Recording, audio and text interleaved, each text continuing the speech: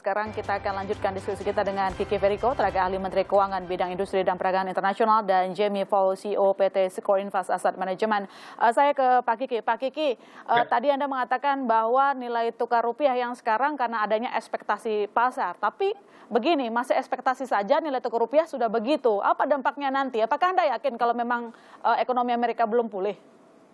Ya, kalau ekonomi Amerika pulih itu ya tergantung dari tingkat kesuksesan 1,9 triliun ini kan, karena kan di dalamnya itu ada program vaksinasi ya.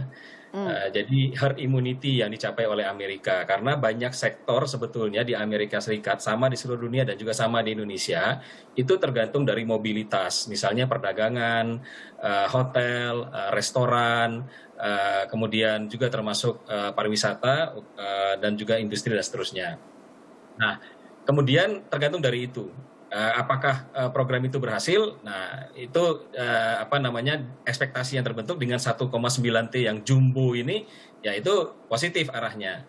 Nah, pertanyaannya apakah itu mempengaruhi Indonesia? Ya kalau misalnya nilai tukarnya itu berdampak ya kepada misalnya under value ya, dia turun lalu berdampak pada mahalnya barang impor, ya otomatis akan berdampak pada perekonomian di sektor real. Tapi itu yang kita belum tahu seberapa besar dampak dari nilai tukar itu ke misalnya ke inflasi ya, imported inflation. Itu kita belum. Karena biasanya tuh nilai tukar itu ya dampaknya kalau jangka pendek mungkin dia akan menekan memberikan tekanan kepada kenaikan suku bunga. Yang kemarin tanggal 18 Februari kan BI sudah menurunkan sampai di level 3,5% gitu loh. Jadi kemudian 27 Februari Amerika mengumumkan gitu kan. Lalu kemudian terjadi tekanan. Tapi base-nya BI 7-day report itu kan sudah turun di kemarin di 18. Oke. Pak Kiki, meski kita memang masih akan melihat bagaimana nanti efektivitas dari 1,9 triliun dolar tersebut. Ya. Tapi kan kalau kita lihat ini Biden ini sangat rajin loh untuk memulihkan ekonomi Amerika Serikat. Misalnya vaksinasi ditargetkan untuk seluruh populasi orang dewasa di Amerika. Artinya kan sinyalnya kuat untuk perbaikan itu. Apa antisipasi kita? Ya, kalau kita harus fokus juga pada fundamental kita sebetulnya. Seperti? Fundamental kita sama, yaitu pertama kesehatan, necessary condition. Jadi dengan program vaksinasi kita, jadi kita harus kita fokus di situ supaya mobilitas mulai berjalan, optimisme ekspektasi mulai berjalan, optimisme ekspektasi di sektor real ya. Lalu kemudian demand driven. Setiap krisis pasti demand driven. Jadi dari demand-nya dulu yang ditumbuhkan, lalu kemudian uang yang banyak di sektor keuangan itu mulai mengalir ke sektor real. Itu kuncinya. Ya, itu kuncinya supaya ekonominya bisa jalan. Nah, kalau demand-nya ada, supply-nya akan follow karena kondisi konstruksi begitu. Kalau kondisi normal, supply creates its own demand. Jadi inovasi R&D itu meng-create demand. Tapi kalau dalam kondisi konstruksi ekonomi, itu harus demand create its own supply. Jadi demand driven-nya. Nah, kita fundamentalnya di situ. Makanya kesehatan, perlindungan sosial, kemudian stimulasi yang lain untuk mendorong misalnya program prioritas, UMKM, korporasi. Nah, kalau kita lihat ya, apa yang dipetakan oleh Amerika Serikat dengan yang kita miliki itu sama loh sebetulnya. Jadi kan misalnya Amerika kan bicara apa? Small business, bicara vaksinasi, bicara bantuan untuk anak ya, $3.000 per tahun untuk anak di bawah usia 6 tahun, kemudian untuk anak usia 6 sampai 18 tahun 3.600. Di kita juga ada kan untuk bantuan data sekolah, kuota gitu kan. Kemudian untuk bantuan employment gitu. Jadi sama juga sebetulnya kita memperhatikan job seeker ya, pencari kerja, kita memperhatikan job holder yang punya pekerjaan ya, dan kita juga memperhatikan UMKM di mana sebagian besar atau informal sektor kan meningkat ya ke level 60%. Formal sektor kita turun dari 43 ke 39%, 4,5% kurang lebih turunnya formal sektor kita ke informal. Dan itu semuanya di informal banyak menggunakan ICT kan. Nah, pemerintah berfokus pada di ICT masuk di dalam program prioritas. Artinya semua yang dilakukan, apa yang dilakukan oleh Amerika dengan apa yang dilakukan oleh Indonesia dan apa yang dilakukan oleh negara lain sebetulnya sama.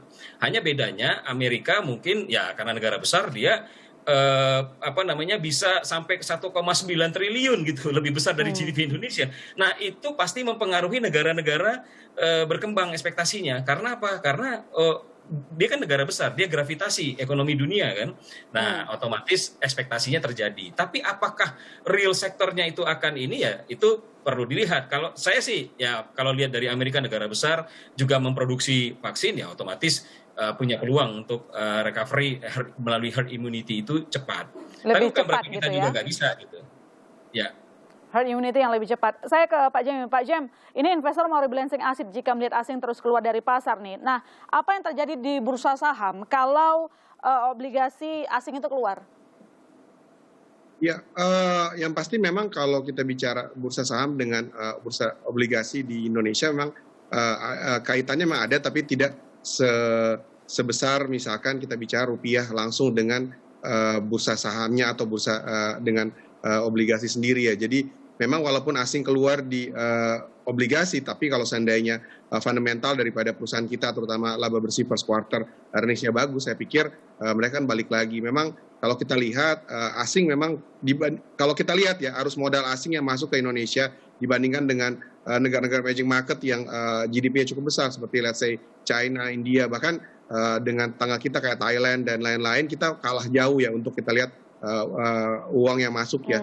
Ini sebenarnya lebih kepada ekspektasi perusahaan-perusahahan di Indonesia. Kalau kita lihat laba bersih kita tahun lalu memang turun lumayan dalam ya, bahkan kalau kita lihat pertama kalinya mungkin dari tahun 2000 sekitar tahun 2000 ya, hampir 20 tahun saham-saham blue chip seperti perbankan yang biasanya tiap tahun naik ya. Kalau kita lihat bahkan tahun 2008 2009 pun laba bersihnya masih naik, tahun ini akhirnya turun. Jadi memang balik lagi kepada untuk investor saham itu kepada fundamental itself ya, dan kita memang sedang menunggu adalah first quarter report, karena kalau full year kan kita tahu bahwa walaupun fourth quarternya udah bagus tetapi secara year on year masih tetap sangat jelek ya, apalagi kalau kita lihat sektor driven di Indonesia banyak sekali sektor real yang listed ya dibandingkan dengan misalkan negara-negara di Amerika misalkan yang banyak sektor tech yang malah diuntungkan dengan adanya pandemi ini. Jadi memang perbedaannya memang balik lagi ke fundamental, dan menurut kita memang kita harus menunggu sampai first quarter keluar, karena first quarter itu akan menandakan pertama kali terjadi pertumbuhan baik year on year maupun quarter on quarter, dan menurut saya sih harusnya pada saat biasa kan mungkin kebanyakan keluar April ya, sekarang udah banyak keluar tapi masih full year. April mungkin baru mulai ada capital inflow, ditambah lagi harusnya sih menurut saya dengan nanti bulan Mei Juni kan ada pembagian dividen ya. Kita berterima kasih juga dengan adanya insentif baru dari pajak ya, terutama dengan dividen pajak dividen untuk minority yang turun dari 15% ke 0%. Saya pikir akan sangat membantu ya, apalagi kita tahu bahwa time deposit untuk tabungan di Indonesia kan sangat rendah sekarang, buku 3 dan 4 sekitar 3 sampai 4%. Itu dibandingkan dengan misalkan yield daripada pasar modal di saham sangat menarik untuk orang masuk ke saham.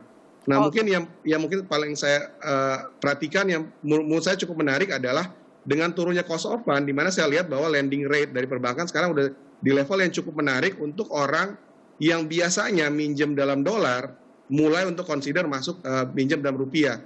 Jadi saya pikir ini juga mungkin menjadi sentimen positif buat rupiah ke depannya kalau seandainya lending rate kita di perbankan masih akan turun terus. Karena kalau kita bicara kita pinjam US dollar selama ini 6%, kita dapat corporate bonds, sedangkan kita pinjam dalam negeri dapat 12%, saya pikir orang kalau misalkan dia bisa hedging dolarnya, dia akan lebih memilih pinjam dolar ya. Tapi kalau misalkan sekarang cuma beda 1-2%, saya pikir cukup menarik juga untuk orang pinjam rupiah. Jadi tidak akan ada outflow yang cukup besar dari rupiah untuk di-convert ke dolar nantinya. Oke, baik. Perbankan punya peran besar juga untuk menyelamatkan nilai tukar rupiah. Jangan kemana-mana saudara, Bisnis Talk masih akan segera kembali dengan redaksional dari Kontan.